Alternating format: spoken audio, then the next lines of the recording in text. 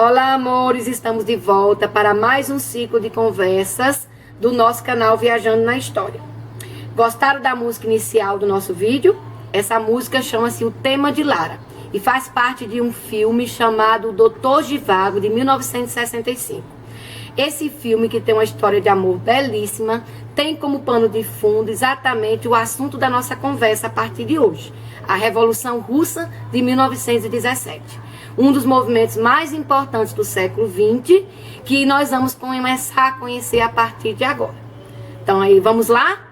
Então não esqueçam daqueles recadinhos de sempre, curtam, divulguem, comentem. Se não se inscreveram no canal, vão lá e se inscrevam, ativem as notificações. Vamos lá, meus amores? Beijos!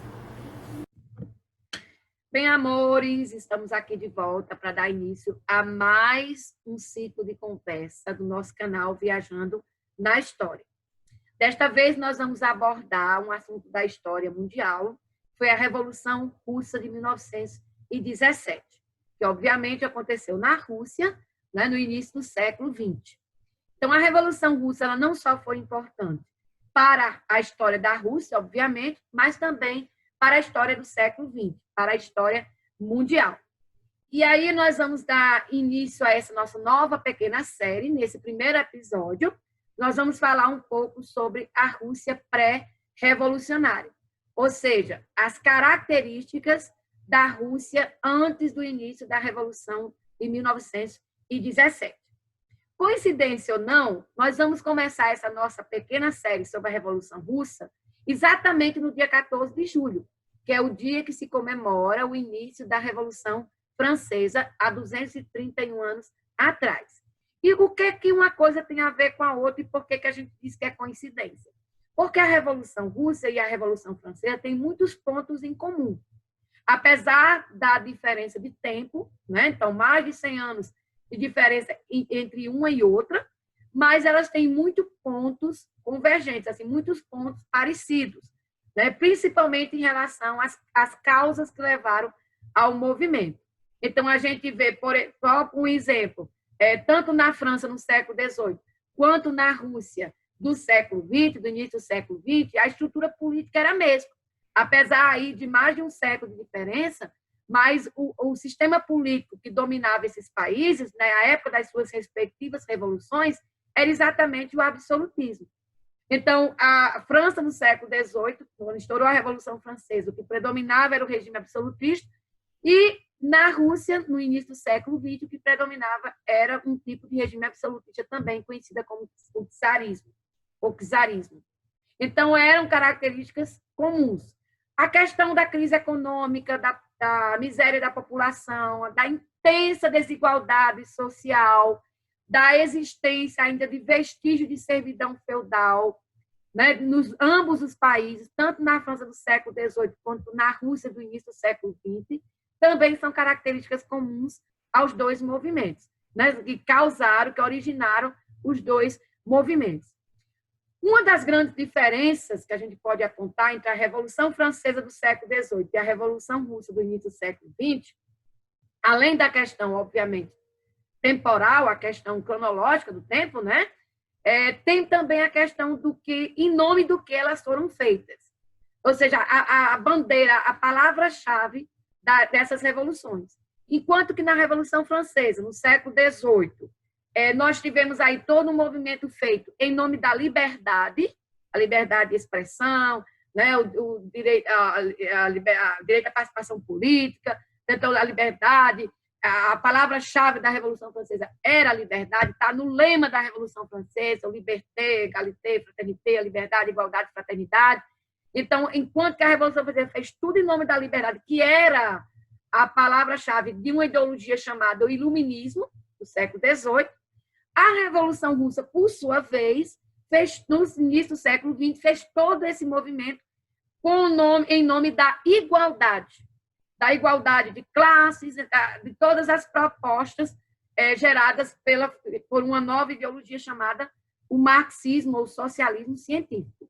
Então, a Revolução Francesa lutou em nome da liberdade, a Revolução Russa lutou em nome da igualdade. As ideologias que nortearam os dois movimentos também, obviamente, foram diferentes.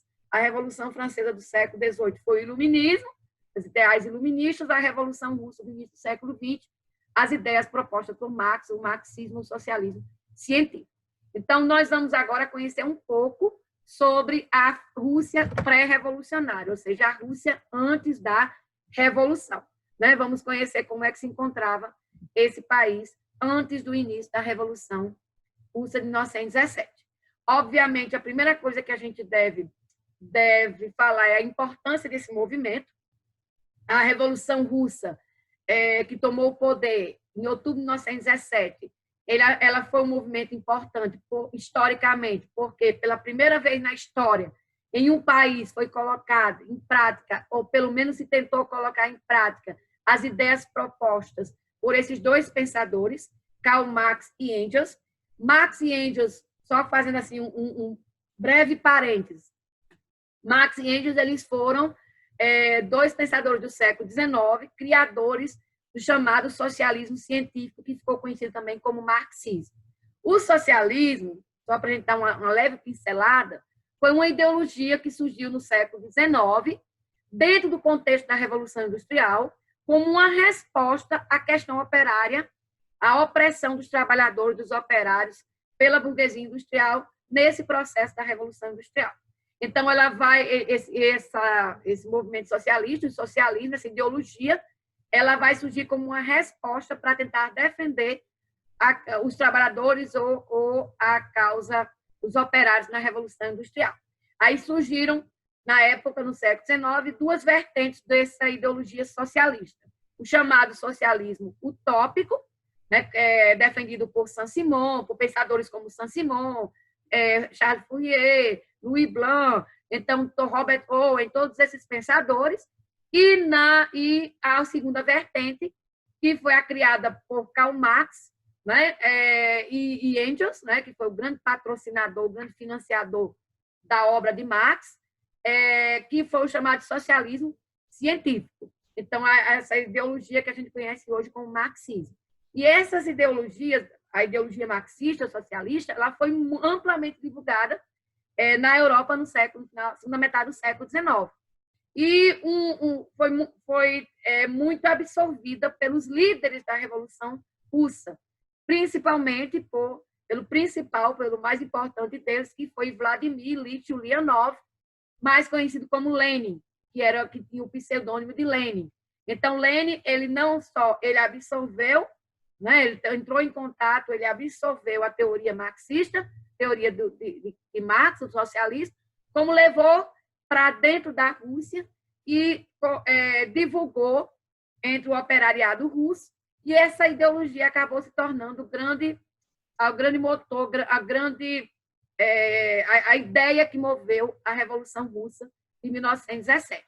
Por isso, a importância desse movimento, ter sido pela primeira vez na história, ter colocado em prática as ideias criadas por Marx e Engels, pelo menos ter tentado colocar em prática, porque a gente vai ver que no meio para o fim da Revolução aconteceram muitas coisas que vão desvirtuar, vão sair muito do que pensava Marx e Engels, mas isso a gente vai ver em episódios mais para frente.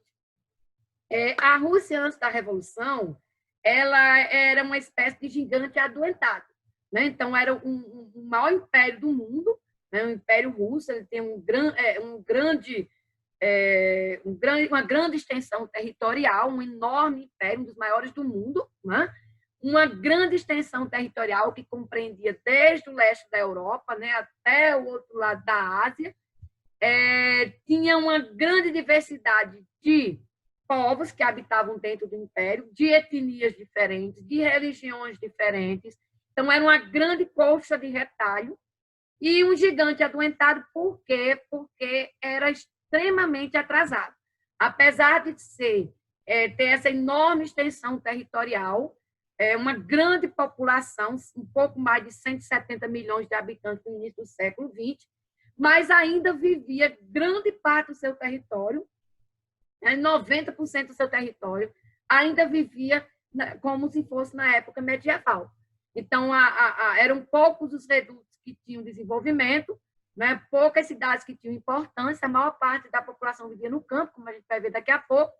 E, assim, as características da população, do modo de vida, do modo de vestir das pessoas, da cultura, de um modo geral, era como, em pleno século XX, ainda se encontrava vestígios da época medieval. Então, era um enorme território, mas extremamente atrasado e cheio, repleto de todo tipo de problema se pode imaginar.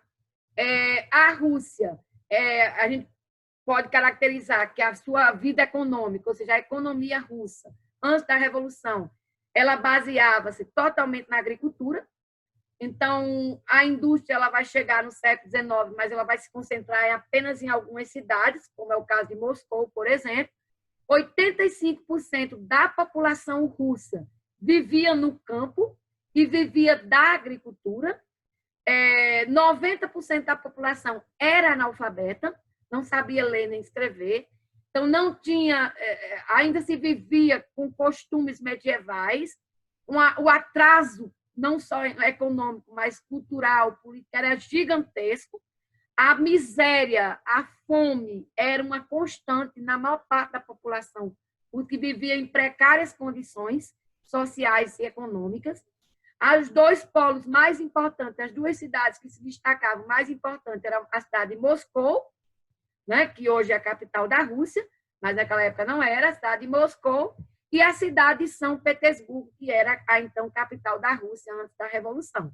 Então, a São Petersburgo, a gente vai falar um pouco mais sobre ela, foi a cidade criada exatamente para se tornar a sede do Império Russo, né? A sede onde morava o imperador da Rússia, né? O czar russo. Então, essa era a situação socioeconômica da Rússia nesse período. Nós temos também, a gente não pode deixar de falar, dentro da Rússia pré-revolucionária, de alguns imperadores que foram extremamente importantes. O destaque maior que a gente dá ainda no século XVIII, mas que vai dar um empurrão para a Rússia sair um pouco desse atraso, foi o czar chamado Pedro o Grande. Czar é o nome dado ao imperador russo, né, que vai dar origem ao sistema político na Rússia, que é o chamado czarismo, que a gente vai falar já sobre isso. Então, o czar, o imperador russo Pedro, chamado Pedro o Grande, ele não só foi responsável por ampliar o território russo, né, com a guerra, por exemplo, a guerra contra a Suécia, onde ele anexou parte da Europa Oriental, a Finlândia, né, então foi anexada, que hoje é o país chamado Finlândia, foi anexada ao Império Russo. Então, na chamada guerra contra a Suécia, não só ele ampliou bastante o território russo, como ele foi responsável pela ocidentalização da Rússia e pelo início da sua Revolução Industrial, ainda no século XIX. Então, o Pedro ele vai dar um empurrão grande para trazer a Rússia para o Ocidente, tirar um pouco a Rússia daquele atraso, daquele marasmo medieval, trazer, né, para a atualidade da época.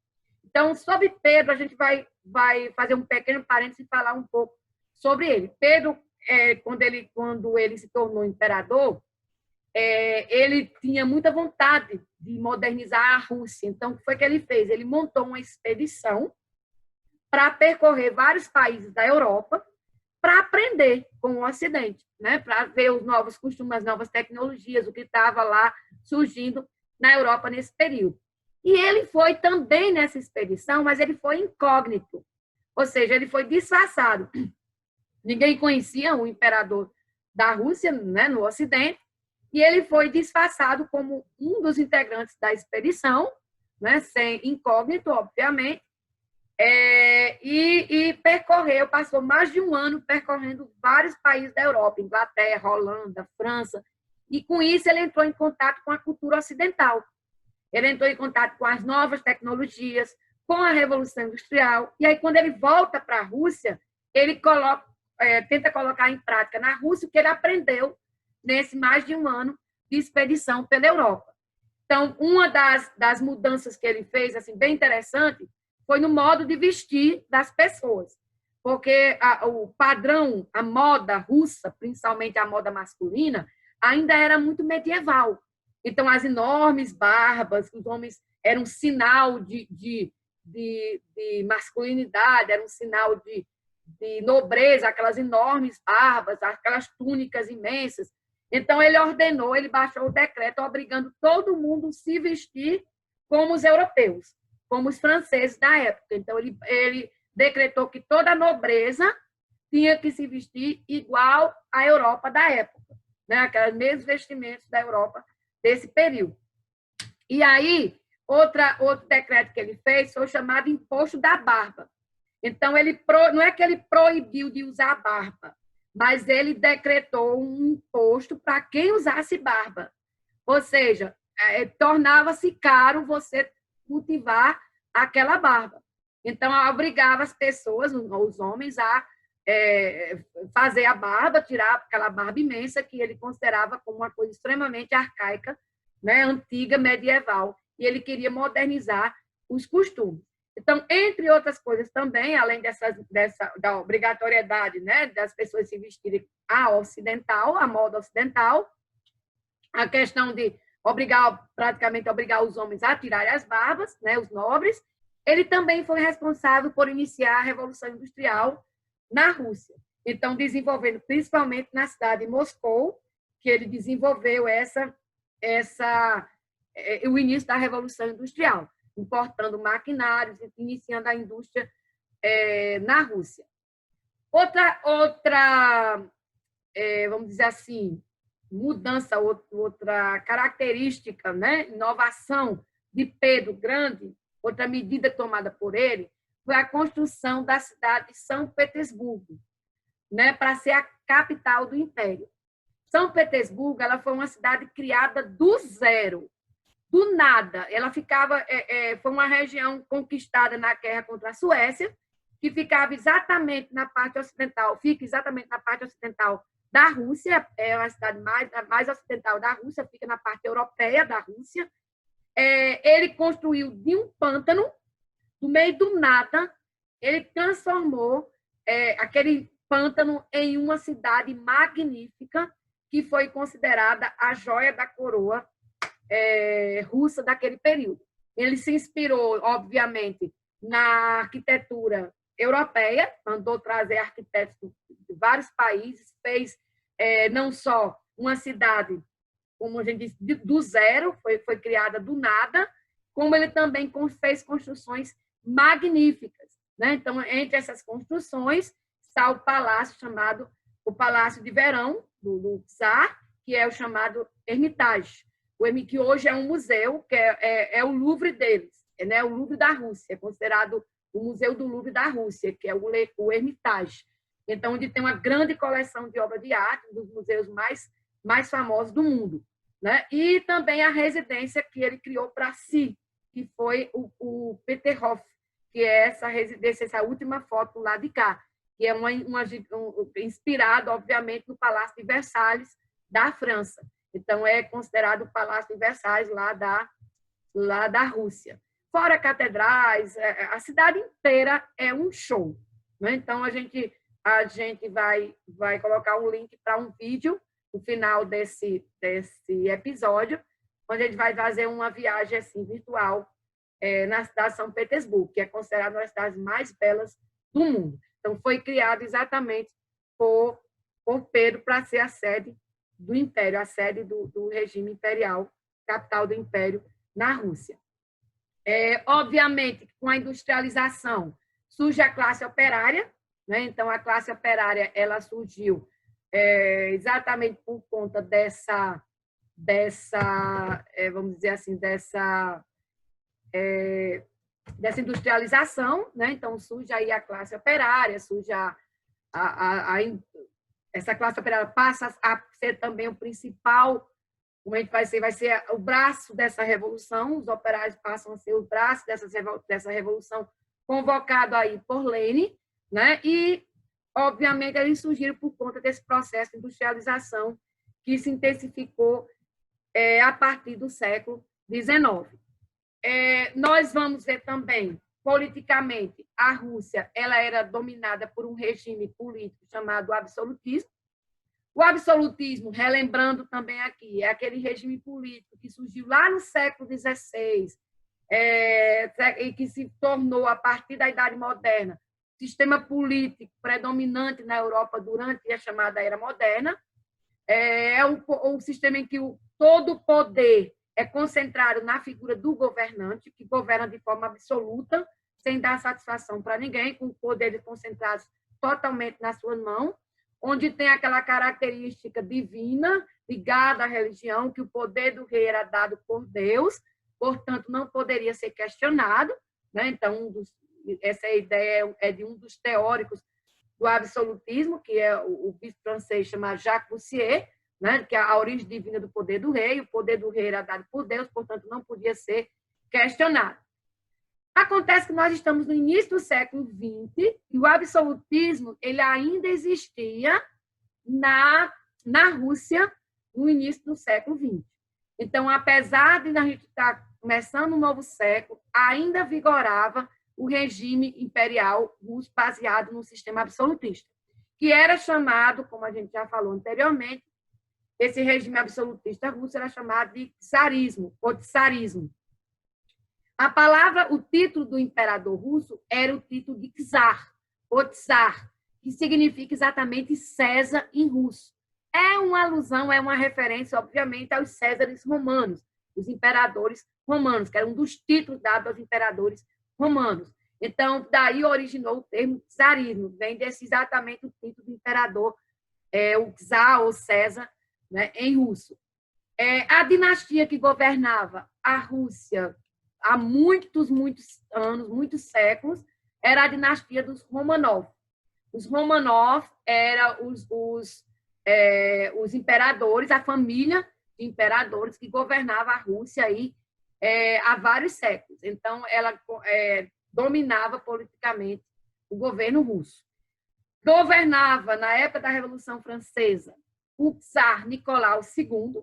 Inclusive, se vocês estão acompanhando aí as nossas historinhas do nosso canal, nossas conversas, lá na Primeira Guerra, naquelas curiosidades sobre a Primeira Guerra, quando eu falei da origem da dinastia Windsor, eu disse a vocês que o czar Nicolau II era primo legítimo de primeiro grau do rei Jorge V, que é o avô da atual rainha. Então, o rei Jorge V, ele era, inclusive, muito semelhante fisicamente, os dois, o Jorge V da Inglaterra e o Nicolau II, ambos eram parentes da rainha Vitória, então, ambos eram primos e eram extremamente parecidos, não só primos, como amigos. Eu até comentei na época que o Jorge V ficou muito triste por não ter podido salvar a vida do Nicolau II, por conta dessa história da Revolução Russa, né? Que ele ia para a Inglaterra e acabou não indo para lá. Então, o Nicolau II e o Jorge V da Inglaterra eram primos irmãos, praticamente, e muito parecidos fisicamente. Então, era ele que governava a Rússia antes da Revolução. Foi ele que foi destronado, foi tirado do poder pela Revolução Russa de 1917. Outra característica, assim, outra causa desse movimento, né, que levou ao movimento, e é uma característica da Rússia pré-revolucionária, era a questão social na Rússia. Uma dos pontos mais importantes, dos aspectos mais importantes, era exatamente a intensa desigualdade social. Como eu falei no início, lá, igual como lá na França, a Rússia também tinha uma estrutura social muito parecida. Então, ainda havia vestígios de servidão feudal, ainda tinha, as classes eram divididas em estamentos, onde não havia praticamente mobilidade social, e que praticamente se dividia na classe dos boiardos, que era a nobreza russa, a nobreza rural russa, que equivalia aos senhores feudais na França, e os mujiks, que eram os servos, né? Que seria a grande parte da população russa desse período, né? Que era formada por camponeses, por servos, que trabalhavam um regime muito parecido ao regime de servidão feudal lá da Idade Média, ainda eram ligados, presos às terras dos boiardos, dos nobres feudais, né? Da nobreza russa, que tinha características feudais, e que, obviamente, viviam em precárias condições de miséria, de opressão, né? O domínio total da sociedade era exercido por esses boiardos. Como se não bastasse isso, nós tínhamos ainda, na Rússia pré-revolucionária, o papel muito importante, mas muito forte da igreja, da religião. Então, a igreja cristã ortodoxa russa, a religião cristã ortodoxa, era que dominava a Rússia nesse período. Aliás, é até hoje a religião oficial da Rússia, tem que se dizer isso. Então, a religião cristã ortodoxa, a igreja ortodoxa russa, né, a Rússia é o maior país ortodoxo do mundo. E aí pode perguntar, sim, mas o que é ortodoxa? O que é que significa isso? Vamos fazer um parênteses aqui. Lá, uma das primeiras divisões do cristianismo, lá na Idade Média, no ano de 1054, no século XI, ocorreu a chamada primeira divisão do cristianismo. O cristianismo que surgiu como religião, todo mundo sabe, né? Depois, lá na época do Império Romano, foi se estabelecendo como religião na Idade Média. E no século XI, no ano de 1054, houve o primeiro racha, a primeira divisão dessa nova religião. E aí, nessa primeira divisão, conhecida como Cisma do Oriente, que aconteceu lá em Bizâncio, né, que depois passa a chamar Constantinopla e hoje chama-se Istambul, lá na Turquia. Então, esse racha, essa cisão, ficou conhecida como Cisma do Oriente. E aí houve uma divisão aí no cristianismo em duas igrejas. Então, a partir de 1054, a religião cristã passou a ser representada por duas igrejas. A Igreja Católica Apostólica Romana, com sede em Roma, com a autoridade do papado, e a Igreja Ortodoxa. Né? Então, a Igreja Católica e a Igreja Ortodoxa. Então, católica vem exatamente de católico, que significa universal. E a Igreja Ortodoxa vem do grego, que significa o correto, o certo, o verdadeiro. Então, essa Igreja Ortodoxa, ela tinha sede em Constantinopla, né, que hoje é Istambul, e que não reconhecia a autoridade do Papa de Roma, e passou a estabelecer uma autoridade local da Igreja, chamada de patriarca. Então, as igrejas ortodoxas, elas estão espalhadas em alguns países do mundo. A Rússia, até hoje, é a maior nação ortodoxa do mundo, o maior país ortodoxo do mundo, mas a Grécia também é ortodoxa, alguns países da Europa Oriental também professam a religião ortodoxa. Ela é muito parecida com a religião católica, tem algumas semelhanças. Uma das diferenças é que ela não reconhece a autoridade do Papa. Cada local tem a sua autoridade local do país, que é chamada de patriarca. Então, tem o patriarca de Moscou, que é a autoridade da Igreja Russa, tem o patriarca de Constantinopla, né? Enfim, tem o patriarca da Grécia. Cada país tinha a sua autoridade máxima.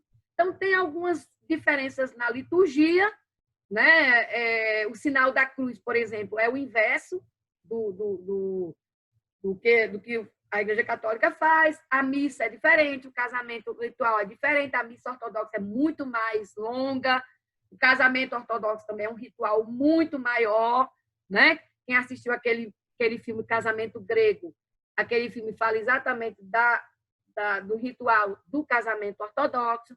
Então, tem algumas semelhanças, mas tem muitas diferenças também entre essas duas religiões.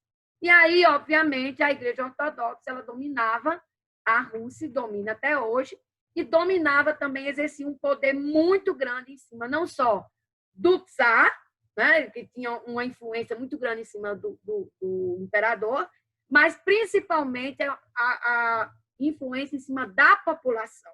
Então, assim como a Igreja tinha uma influência lá na França do século XVIII, né? Tinha privilégios, né? Tinha todo tipo de privilégio, tinha uma influência muito grande. A mesma coisa acontecia aqui na Rússia antes da Revolução. A Igreja Ortodoxa tinha uma influência muito grande dentro da população e tinha, obviamente, todo tipo de privilégio, principalmente privilégios econômicos. Era dona de terras, de servos e tudo mais.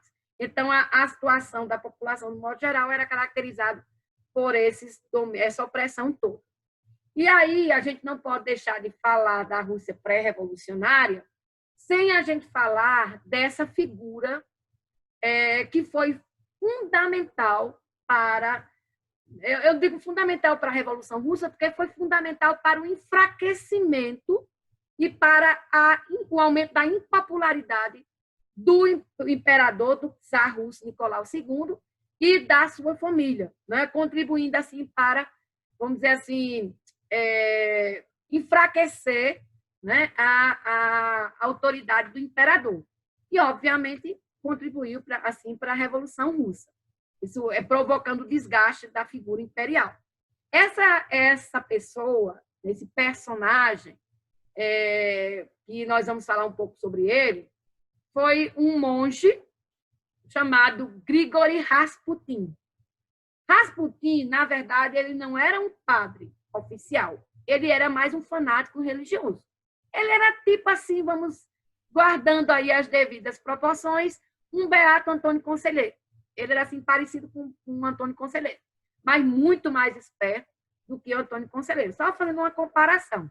Então, ele era um fanático religioso que fez fama de curador, né? Então, ele andava pela Rússia, era um charlatão de primeira linha, era um grande enganador e ganhava a vida se passando por uma figura santa, promovendo as curas. Mas, na verdade, ele era um grande de um pilantra, isso sim, né? Um grande enganador,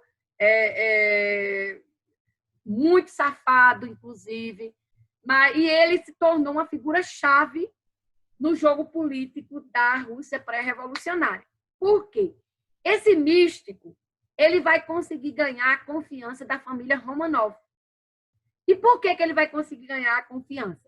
Porque aí tem que se falar um pouco sobre a família dos Romanov. Tinha o Nicolau II, que era casada com a czarina Alexandra, e que aí eles tinham aí 5 filhos, 4 meninas e um menino, que era o herdeiro do trono, porque o regime czarista ele não admitia, não colocava o herdeiro do trono, se nascesse, tinha que ser predominantemente o menino. Depois de 4 filhas, veio Alexis, que foi o menino, o único filho do casal. Só que Alexis era hemofílico. Ele tinha uma doença, que era uma doença típica da família, que isso vem da Rainha Vitória, que também era hemofílica. E aí ele sofria de hemofilia, né, que dava as hemorragias, o sangramento. Era uma criança muito doente. E aí já se tinha tentado vários tipos de tratamento, não se conhecia ainda o tratamento certo, assim, um conhecimento maior sobre essa doença. E aí o Rasputin ele chegou na corte, lá em São Petersburgo, se colocando como curador.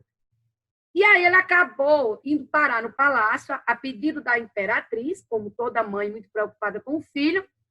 E o Rasputin, ele tinha, segundo os seus biógrafos, ele tinha assim, um dom de acalmar as pessoas. E aí ele conseguia acalmar a criança quando estava em crise, tinha uns 5 anos mais ou menos, a criança quando estava em crise, ele conseguia acalmar a criança e com a criança acalmava, a hemorragia parava.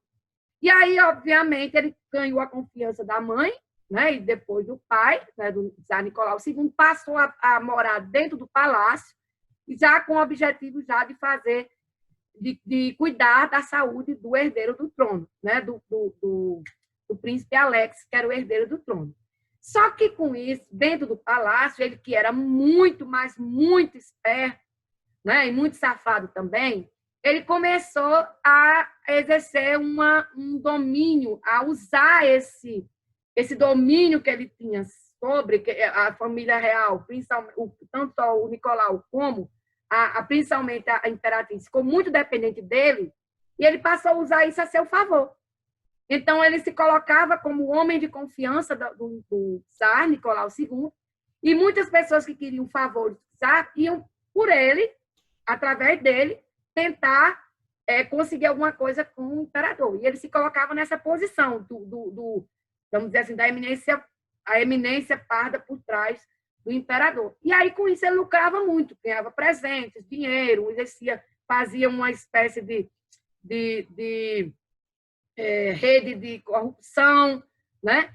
E não só bastasse isso, essa questão também de corrupção, ele também era muito mulherengo, mas isso foi a grande perdição dele.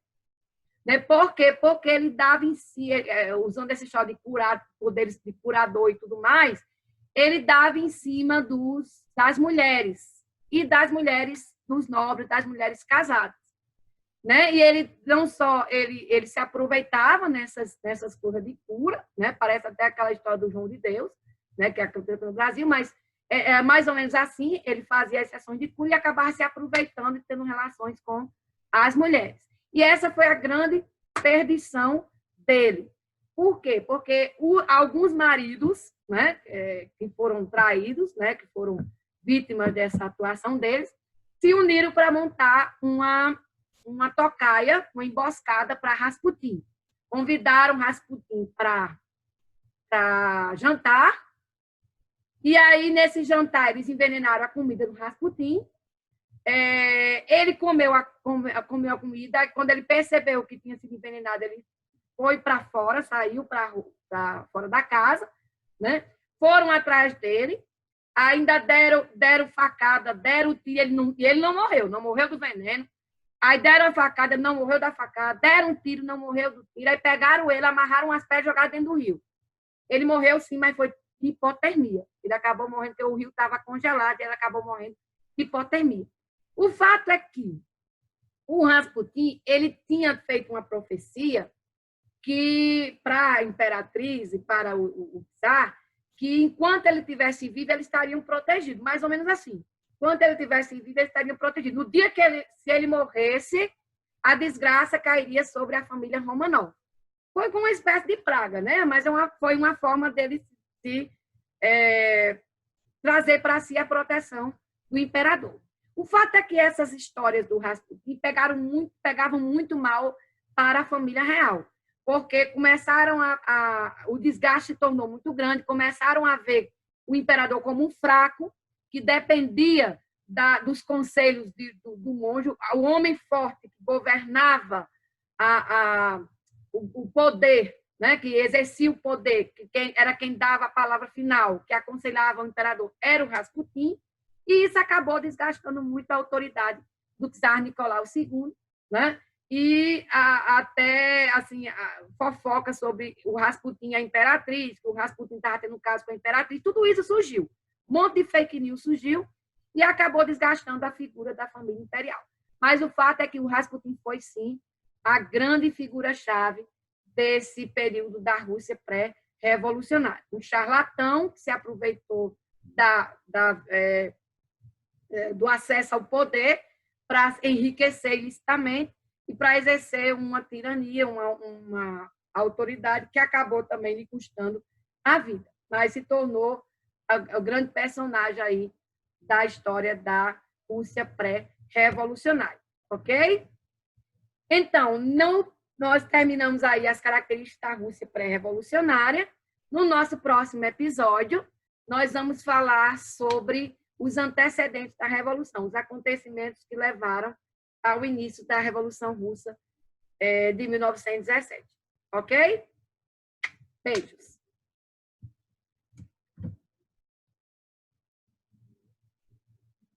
E aí, amores, gostaram de conhecer um pouco mais sobre a Rússia antes da Revolução? Nos próximos episódios, nós vamos conhecer um pouco mais sobre esse movimento da Revolução Russa de 1917. Entender como foi que ele aconteceu e as suas consequências, ok? Então, aguardo vocês lá. Beijos.